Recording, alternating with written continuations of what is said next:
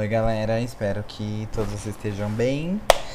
Mais uma terça-feira, mais uma aula de redação. Como vocês sabem, eu tinha comentado agora as últimas aulas de terça elas vão ser de repertório, depois a gente vai retomar algumas coisas.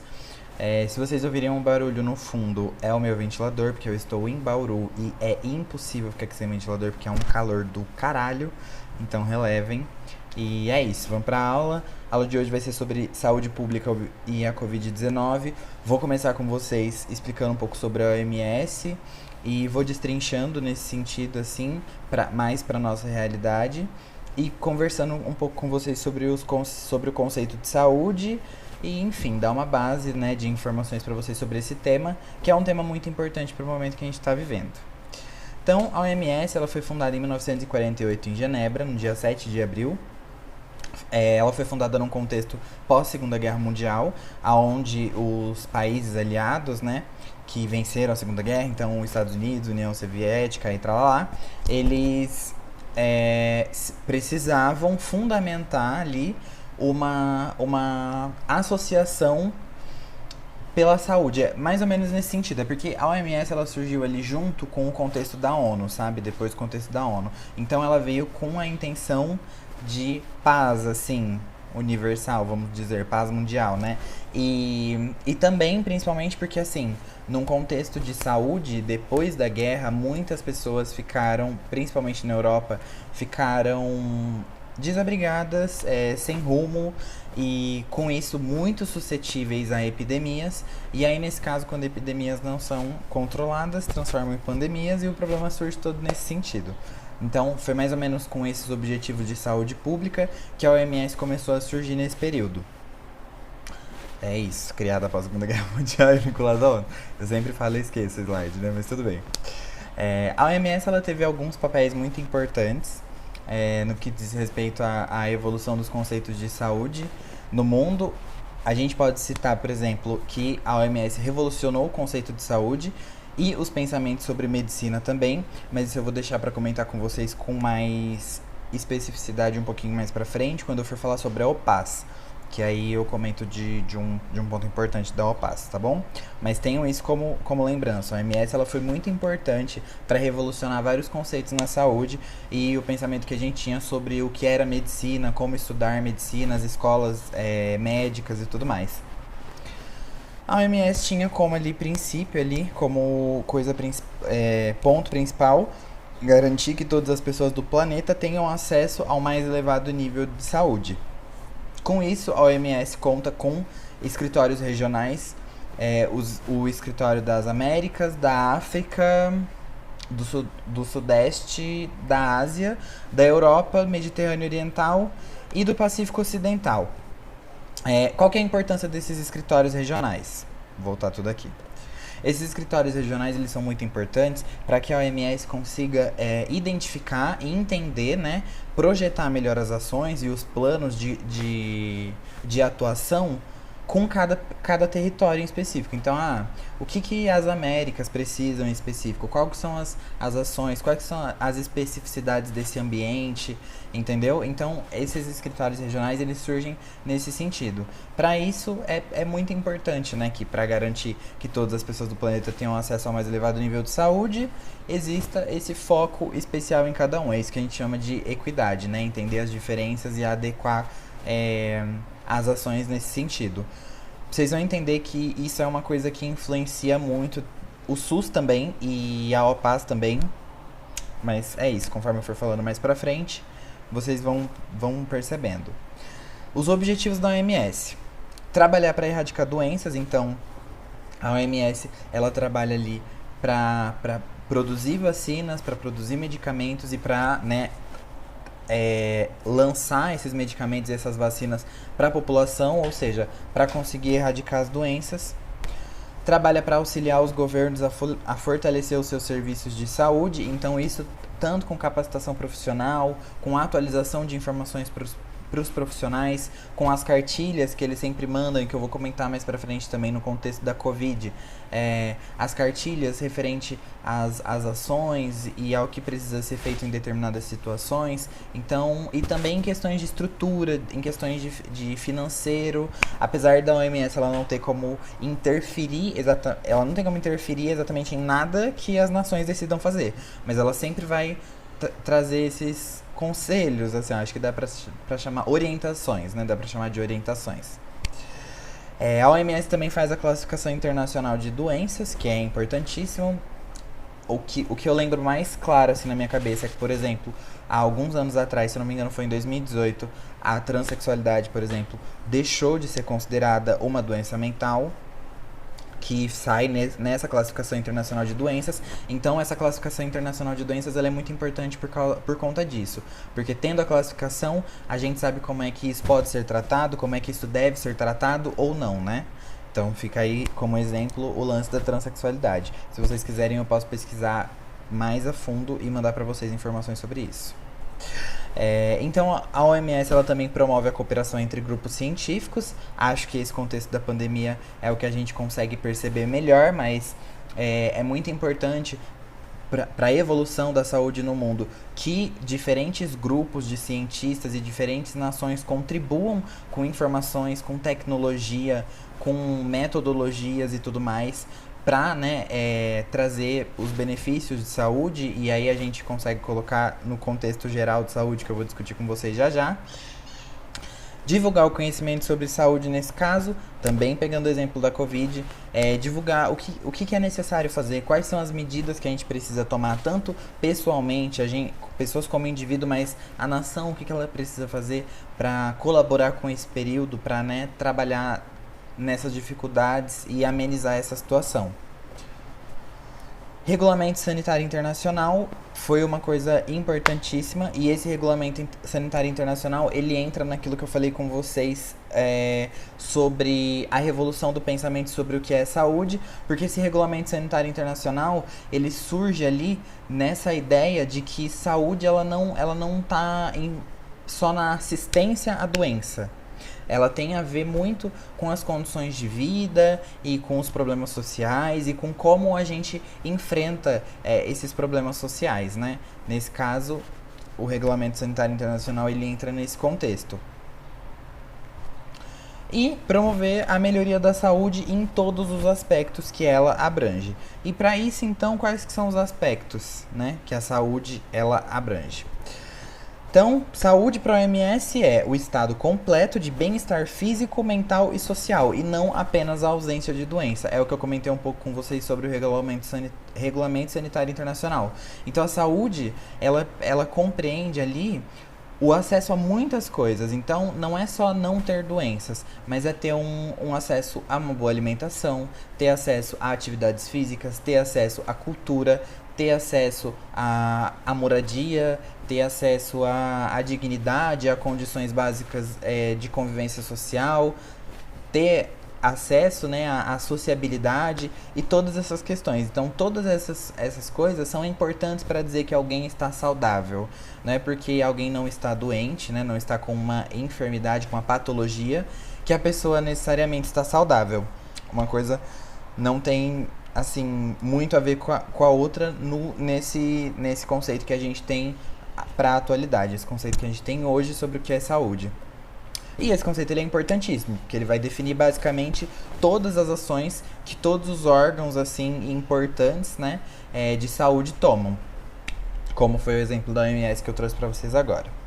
Então, como eu falei, destrinchando aqui, puxando mais para nossa realidade, nós temos a OPAS. Eu tinha comentado com vocês que a OPAS é um escritório regional que funciona vinculado com a OMS, e ele é o escritório regional aqui da nossa região, das Américas. Então, a OPAS é a Organização Pan-Americana de Saúde. Na realidade, ela foi fundada antes mesmo da OMS. Ela é considerada a organização de saúde mais antiga do mundo. Ela foi fundada em 2 de dezembro de 1902 em Washington, nos Estados Unidos.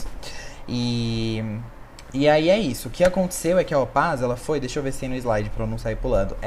A OPAS, ela foi integrada à OMS como um escritório regional em 1949, ou seja, foi depois de quando a OMS foi criada ainda, que foi em 1948. E por que ela foi integrada? Porque poder aquisitivo, basicamente. Eles começaram a entrar ali em acordos econômicos e aí, enfim, foi vantajoso. A AMS precisaria também de um escritório regional e foi isso, basicamente acordos econômicos ali que iam beneficiar a situação. Mas a OPA sozinha ela já fez muitas coisas importantes no que diz respeito a essa evolução do pensamento sobre saúde, sobre medicina e sobre essas questões. Vou pontuar para vocês. Então, como eu falei, essencial para o pensamento de medicina social, revisão no ensino médico e valorização das ciências sociais. O que isso significa? A medicina social, ela é um termo que surgiu ali depois da década de 70, eu acho, 80, mais ou menos por aí. Não exatamente, não é que começou a ser discutido aí, mas começou a ser mais entendido o conceito nesse momento, que teve basicamente o lance de pensar a medicina como não só intervenção, mas pensar a medicina como prevenção, certo? Que é o que eu comentei com vocês, por exemplo, sobre o regulamento sanitário internacional, que é basicamente isso que ele busca. Entender que o processo de doença, e principalmente o processo de saúde, ele não começa na doença, ele não começa na patologia, ele começa com os contextos sociais. E por conta disso a gente tem uma valorização das ciências sociais e, claro, uma revisão no ensino médico, porque a gente precisa atualizar os profissionais da área da saúde sobre esses conceitos e sobre como deve ser essa medicina preventiva, quais são os cuidados que a gente precisa ter nesse sentido, né? Como profissionais da saúde. E a OPAS, ela faz também um papel muito importante de fornecer apoio técnico aos países. Nisso que eu comentei com vocês, por exemplo, isso que eu comentei com vocês é um exemplo, ela prepara os profissionais. Então, ela sempre vai ter ali esse cuidado, essa preocupação em atualizar os profissionais sobre as novas metodologias, as novas tecnologias, as informações científicas, os conhecimentos científicos que vão sempre se atualizando na área da saúde, e atualizar esses profissionais, preparar esses profissionais para lidar com essas novas realidades. Esse que é o apoio técnico ali de formação aos profissionais que a OPAS ela representa. Bom, aí continuando, a gente tem o SUS, que foi criado em 1988 na Constituição Federal Brasileira, que foi quando ficou definido na Constituição Federal Brasileira que todo cidadão brasileiro deveria ter acesso gratuito e universal à saúde. Em 1990, o Congresso Nacional aprovou a Lei Orgânica de Saúde. Essa lei orgânica, se eu não me engano, é a 8.080, eu acho. E essa lei foi a que realmente ele definiu quais que eram os pontos do SUS mesmo, como é que ele ia funcionar. Então essa lei, ela detalhou como é que seria o funcionamento do SUS e como é que ele iria atuar dentro desse contexto de garantir saúde gratuita e universal para todos os cidadãos. E aí, a partir de 2000, com a emenda constitucional 29, o SUS passou a ser administrado de forma tripartite. O que significa? Significa que o SUS, e isso tem a ver também com um dos princípios do SUS, na verdade, tá? Mas significa que o SUS, ele seria descentralizado. Então, ele não seria uma coisa do governo federal. Ele seria administrado e receberia apoio financeiro do governo federal, do governo estadual e do governo municipal também. Por isso tripartite, né? Então são esses três poderes, vamos dizer assim. E por que isso é importante? Isso é muito importante porque, de certa maneira, cai naquilo que eu tinha comentado com vocês sobre a OMS e os escritórios regionais. É interessante que quanto mais que você entenda a situação daquela região, daquela população e as necessidades que esse grupo tem, estando próximo. Então, quem que está mais próximo? As pessoas que conseguem, que estão ali no município. Então, é nesse sentido que existe a importância dessa forma tripartite ali de administração. Entender realmente de dentro, com proximidade, quais são as necessidades e quais são as melhores ações para aquela região, para aquela localidade e para aquela população.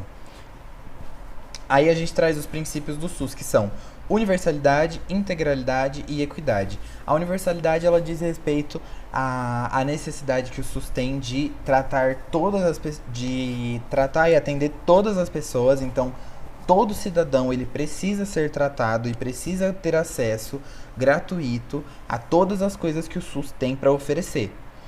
A integralidade é um dos princípios que entra naquilo que eu estava comentando com vocês da revolução do pensamento de medicina, porque a integralidade ela traz que é necessário entender que antes mesmo do surgimento da doença, ou seja, na assistência à doença, precisa haver tratamentos e planos de ações para a contribuição e para a melhoria da saúde, né, para a promoção de saúde. Então a integralidade ela traz isso, que não é só o combate na doença que deve ser priorizado. Na realidade, uma das maiores prioridades é essa atenção anterior à existência da doença, da patologia. E a equidade, né, que a gente comenta que a equidade ela é trabalhar desigualmente a desigualdade. Então, só para explicar melhor para vocês, o que significa isso? Que a gente precisa olhar para as desigualdades sociais e trabalhar com elas de maneira desigual, ou seja, não trabalhar da mesma maneira para todas. A gente precisa entender que cada uma tem sua especificidade, que cada grupo, cada tipo de pessoa tem sua especificidade e a gente precisa adequar a saúde, adequar o SUS à realidade de todas essas pessoas. Então, para isso, a gente precisa ter um olhar muito mais holístico, completo, para conseguir trazer isso, essa equidade.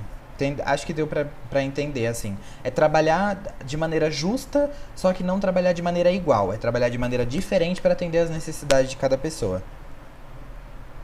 E aí eu trouxe como exemplo para vocês a Covid-19, que eu vou comentar alguns pontos.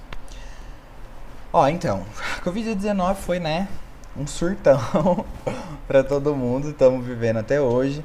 Começou com uma epidemia na China, né, uma doença causada pelo coronavírus. E aí a gente consegue perceber algumas dessas coisas que eu comentei, dessas ações que eu comentei com vocês, nesse sentido. Uma coisa que eu esqueci de comentar, mas que eu vou retomar porque eu lembrei agora da Covid. Quando eu falei pra vocês do Regulamento Sanitário Internacional, ele também fala, por exemplo, sobre os cuidados que a gente precisa ter com locomoção. Então, em portos, em aeroporto, enfim, em fechar fronteiras. E é esse Regulamento Sanitário Internacional que ele dá essas orientações para os países lidarem com as diferentes situações que enfrentam de epidemia, de doenças e tudo mais. Então, voltando para a Covid-19. A gente consegue perceber algumas ações da OMS que eu tinha comentado com vocês. Teve um lance que o Trump, ele cortou o apoio financeiro à OMS nesse período da Covid-19, né? E aí foi um bafafá essa situação, tem várias notícias que falam sobre isso. Mas o Trump, ele comentava que a OMS ela não tinha agido direito, que ela não tinha... que ela não tinha agido direito, que ela não tinha se preparado e agido corretamente para conter essa pandemia, para conter essa doença. E aí a OMS falou assim, muito que bem, calma aí. E divulgou todos os passos que eles tomaram, com data e tudo. Isso é fácil de achar na internet, se vocês quiserem eu mando pra vocês. Eu trouxe só 2 dessas, porque é enorme. E eu não ia ficar falando tudo, a aula ia ficar gigantesca e não é esse o objetivo. O objetivo é trazer alguns exemplos para que vocês entendam como é que isso funcionou. Então, por exemplo, quando começou a surgir os primeiros casos lá em Wuhan, na China, foi em 31 de dezembro que começou a ter os primeiros casos de pneumonia, né? Não sabia ainda exatamente o que era, mas de pneumonia. E aí, no dia 1 de janeiro, a OMS já declarou uma situação de emergência e já começou a fazer ações especializadas dentro ali da sede. em Genebra para conseguir trabalhar com essa situação da pandemia. Em 30 de janeiro, por exemplo, essa situação ela foi declarada como uma epidemia. Antes disso, tiveram várias outras ações de enviar cientistas e de fazer parcerias com a China para identificar, por exemplo, qual que era... Esqueci a palavra agora, me fugiu a palavra. Mas para identificar o vírus e tudo mais. Então tiveram várias ações nesse sentido. E aí em 30 de janeiro, por exemplo, a situação foi declarada como uma epidemia. E aí depois disso tiveram muitas outras ações. Aí, para citar algumas assim mais por cima, foi a OMS que promoveu o contato para que as nações trabalhassem juntas, né, nessa busca pela vacina, como é um dos exemplos o Instituto Butantan, que está trabalhando com o laboratório da China para tentar criar uma, que é a Coronavac, né, uma das vacinas. E por conta disso tem algumas em testes também.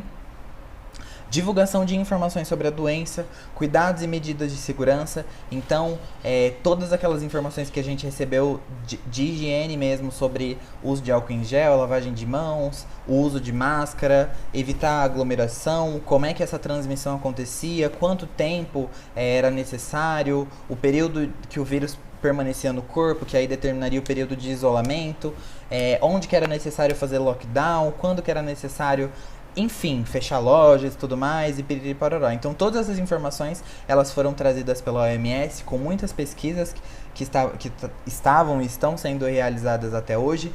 No site da OPAS tem uma cartilha gigantesca que traz atualizações sobre a Covid-19, sobre o avanço dela, traz atualizações sobre as melhores maneiras de enfrentar essa doença e tudo mais, que no caso a melhor maneira é evitar se contaminar, porque, enfim, a gente não tem uma vacina, não tem um remédio que seja efetivo contra ela, contra o vírus no momento. E aí é isso. Essas informações que eu trouxe pra vocês foi pra mais ou menos dar uma ideia pra vocês de como é que a OMS ela agiu nesse sentido. E aí é claro, o que eu comentei pra vocês é que as nações elas não são obrigadas, não existe obrigatoriedade em seguir essas recomendações da OMS, né? E aí dá no que dá, né? O Brasil tá aí de exemplo. Mas vou tentar entrar aqui, ó, pra ver pra vocês. Calma aí. No site da OPAS, pra ver se eu acho a cartilha. Calma aí. Que eu tinha encontrado antes. É essa aqui. Não vou ficar lendo tudo com vocês, tá? Mas... Ó, então, as principais informações ele traz, mas além disso tem muitas outras coisas, ó. Número de casos, 27 de novembro de 2020. No mundo, 60.534.526 casos confirmados. 1.426.101 mortes. Aí tem... as informações sobre cada região, que foi o que eu comentei com vocês da importância de existir esses escritórios regionais, por exemplo. Aí tem aqui comentando sobre o apoio da OPAS ao Brasil, e textos, aí dúvidas sobre a Covid, se existe uma vacina, o que ela é, quais os sintomas. Então todas essas informações a gente consegue encontrar em cartilhas. Por exemplo, essa cartilha aqui ensinando como fazer uma lavagem correta das mãos, né? E enfim, todas essas orientações. E aí a gente percebe o trabalho que a OMS faz e o trabalho que o sistema público ele tem. Eu acho que esse tema ele é muito interessante porque o sistema público, às vezes, a gente, né, no Brasil, principalmente quando a gente fala do SUS, tá? A gente tem uma ideia de que pela demora que às vezes tem para conseguir as coisas e pela dificuldade que a gente tem, né? Ele não é útil, ele não é funcional, mas na realidade ele é muito funcional. Ele é muito funcional mesmo. Por exemplo, o Brasil é autossuficiente na produção de muitas vacinas. O Brasil conseguiu erradicar poliomielite, conseguiu erradicar varíola e tem autossuficiência na produção dessas vacinas. Então o que a gente precisa tomar cuidado, por exemplo, hoje em dia é com os pensamentos anti-vacina, de não vacinação e com todas essas coisas que têm sido muito debatidas, né? Eu acho que é até legal de se debater. Talvez a gente possa fazer isso em algum momento. Mas era isso a aula de hoje. Eu queria trazer essas informações para vocês. Se vocês quiserem, eu posso mandar informações mais completas, como cartilhas, informações sobre vacinação no Brasil, sobre o plano de vacinação no Brasil, que eu tenho bastante coisa. E é isso que eu pesquisei para fazer a aula e tal. E é isso, gente. Espero que vocês fiquem muito bem, que vocês tenham entendido o objetivo da aula e tenham conseguido, né, adquirir algum conhecimento. Qualquer dúvida, grito, choro, insatisfação, venham me procurar ou no WhatsApp ou no Classroom. É só comentar. E é isso. Beijos e até mais.